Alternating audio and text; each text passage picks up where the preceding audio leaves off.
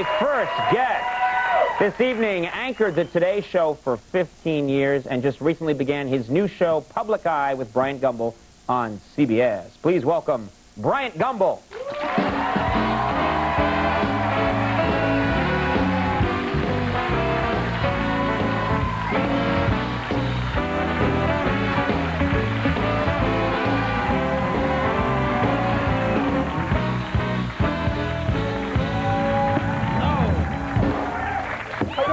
I'm real good. How you doing? I'm all right. I'm trying to welcome.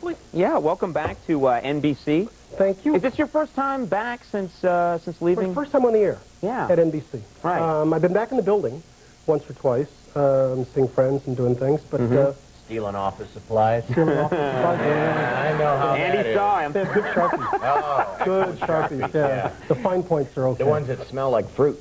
Yeah. You like those more than most people, Andy. Andy will lock himself in his office for hours on end. But it's good seeing a lot of the same folks. You know, when you're coming up here, it's always nice to come back. You know what I don't know how you did? You did that show for 15 years, and for a chunk of that show, the last couple of years anyway, you had people behind you. Would that bother you? That would drive me crazy. If I mean, while I was if we doing were saying people standing there, that would bother you? Yeah, that would freak me out. If there were people standing back there, I would always be looking for someone putting ears behind me or holding up a sign, Conan smells or something. It would drive me. Are you ever on the new show on CBS? You're talking, and then you just quickly turn. No, you know what it's like? I always likened it to guys in a baseball game. You knew there were fans in the stands, but you really didn't pay much attention to them. You weren't looking at them. You just kind of do your thing, and every now and then play off them. Actually, it was for us kind of a bonus because it added some energy to the program and some spontaneity to it that might have otherwise not existed. Right. Now, your life has changed completely. For 15 years, you're getting up at, what, 4 in the morning? 4:10. 4:10 in the morning. Counting, yeah, 4:10. Okay, you get up at 4:10 in the morning, and now, the next day after you finished with the show, did you sleep really late? Did you lie in bed and eat nachos? Did you just go crazy? You know what, Conan, when I did it, I went to bed late and got up early. I mean, I used to go to bed about midnight, 1 o'clock, and get up at 4:10. And now I still go to bed about the same time, and I get up about 6:30. You got 3 hours of sleep? 3-4 hours a night, yeah. How do you do that? You don't need a lot. I need like 10. No, you don't. Andy needs 14, I need 10. Right. What time do you get up now? Right now, I get up, I don't know, around 8:30 or something. And you go to bed at what, 2? I go to bed around 1:30. I can't watch this show. I fall asleep watching it. It's just... I watch for the comedies, and then the interview, I'm like, all right, that guy's hair is crazy. Sleep's overrated. Really? Yeah. Yep, so you can do that, just 3 hours, because I would be babbling nonsensically if I only got 3 hours. I don't know. Today will be a good test because I woke up this morning in London. So it'll be a good test on how easily I can get to sleep tonight. Now, I'm curious about something. I don't know if it's okay to talk about this on the air, but I'm going to plow ahead anyway because I'm inexperienced. I don't know. Your publicist or whoever we talked to said just make sure that there's no cheese. Hate the stuff. In your dressing room, and said it very emphatically. You hate cheese. Would rather drag my tongue across this stage than eat a piece of cheese. Let's see it. No. Please. Bad news, the stage is made of cheese. Yeah. I really can't. And you know what really aggravates me? I mean, obviously, if you don't hate cheese, this is horrible. But what really aggravates you is people who do eat cheese kind of take it for granted that everybody does.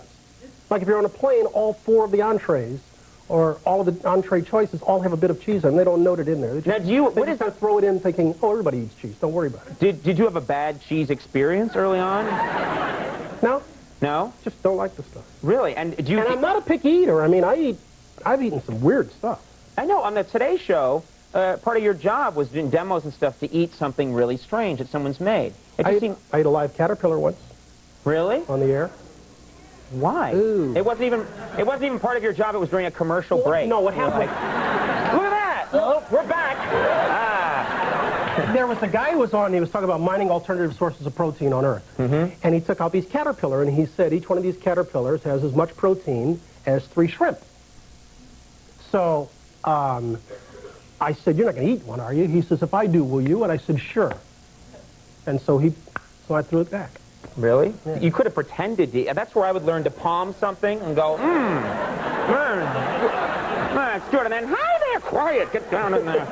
Can you hang on one second, because I want to talk to you some more. Let's do a commercial break. We'll have more with Bryant Gumbel in just a second, so stick around.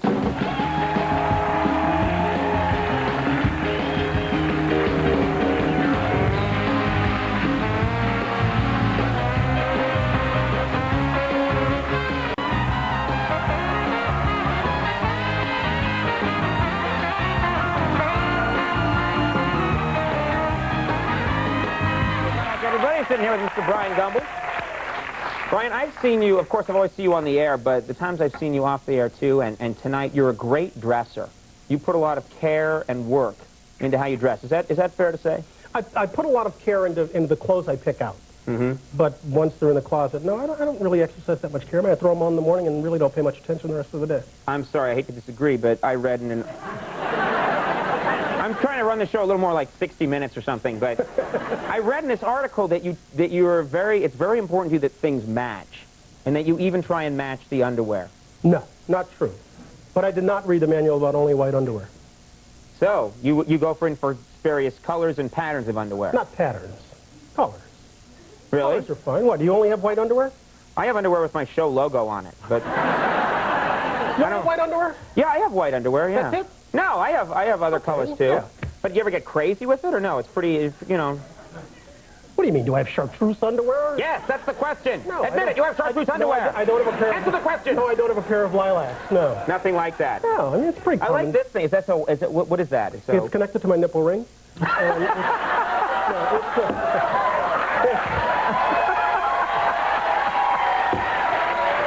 you go. Problem is, my mom is going to believe that. No, it is. It's a fob. It's attached to a pocket watch that a buddy of mine gave me. Oh, it's very classy. Yeah, my friend Joe Abood gave it to me. Now, I want to ask you something about your... I heard today that your son... I'm tall. Your son, though, is 6'6"? 6'5", 6'6", yeah. How old is he? He's 18. So he's still growing. I hope not. Does that ever frighten you, when the idea that your son could end up being 7'2"? You know, it's funny. I told a buddy of mine that he was 6'5", 6'6". He says, when did he start posting you up? I said when he was about 12 years old. I mean, really? Yeah. He got tall very early. Oh, yeah, yeah. And you learn very early on when you discipline. The first thing you say is, Bradley, sit down. Sit down. You know, and you talk to him. That's good if they get tall early, because then that means that he'll fill out earlier and he'll look more... Well, he's already about, I guess Brad's about 215, 218 already. So oh. Yeah, he's a man. See, I'm jealous. I was really short, and then I think my junior year of high school suddenly became 6 feet 4 inches tall. Yeah. And couldn't, it was like a radioactive experiment. And couldn't, you know? and couldn't dunk? And just couldn't, no. No, there was a while there where I could. I lacked the necessary coordination. That's my excuse. Okay. And I have the bones of an old lady. But I got tall just extremely quickly, and it took me years to gain the weight that would make me look halfway normal. But you've always carried it well. You've never had a weight problem, right? Right. Yeah, you've always been nice and lean. Right. See, the guys who look like a fire hydrant like me, I mean, we resent that. You don't look like a fire hydrant. No, you look like you put a blanket over a fire hydrant. You know, you walk in the store and all these guys are wandering around. They all look gorgeous, right? They're wearing these nice lean clothes and they look fabulous. You go, yeah, I want to try that on. And you look like it. You come out like this. Well, Bryant, don't make that face. They won't. You don't do that. You're also your obsession is golf. One of your obsessions. Yeah. How bad is this obsession? Pretty bad. Needles in deep. Really? Yeah. I mean, how many golf? I probably play about 170 rounds a year, 160 rounds a year. How many sets of golf clubs do you have? 30, 40, I don't know. How many clubs would you have? Well, you're only allowed 14 at a time. Right. So what's 14 times 40? I don't know. Anybody? 560. You have 560 golf clubs. I mean, I guess. I don't know. This is an intervention for you, Brian. Well, the problem is when you play poorly, it can't be your fault. Oh. So they have to get replaced. Right. Yeah. You're breaking a lot of clubs. No, I don't break them. Honest. Don't break them. Don't throw them. They just get sentenced to hell. And they don't come back. They don't come back. Matt Lauer also plays a lot. Matt and I play a lot of golf together. We go on vacations together. You know what? If Matt and I have played together probably 300 times, we've each won 150 times. That's the truth. Matt and I go on golf vacations together. How politically correct of you. No, that's the 150 right down the middle. The exact same thing. He and I, we go on golf vacations together. We play together all the time. We go to each other's member guests. We play in tournaments together all the time. And we're probably split right down the middle. Right down the middle? Can we book Matt for tomorrow night? We can? He's here. Coming. Oh, good. Matt Lauer tomorrow night will tell I us. guarantee you'll say the same thing. He may tell a very different tale, my friend. See. It'll be the last time we ever play if he does. I have the finest investigative show. You always lose. You wear chartreuse, and that's a nipple ring. Oh, Public Eye with Bryant Gumbel is on Wednesdays at 9 o'clock p.m. on CBS. Congratulations on that show. And Real Sports with Bryant Gumbel is on next Tuesday, the 18th, on HBO. Real pleasure to have you on the program. Thanks, Yeah, come on back anytime. Thank you for doing it. Thank you. Bryant Gumbel, everybody. Francis Ford Coppola coming up. We'll take a break. We'll be right back.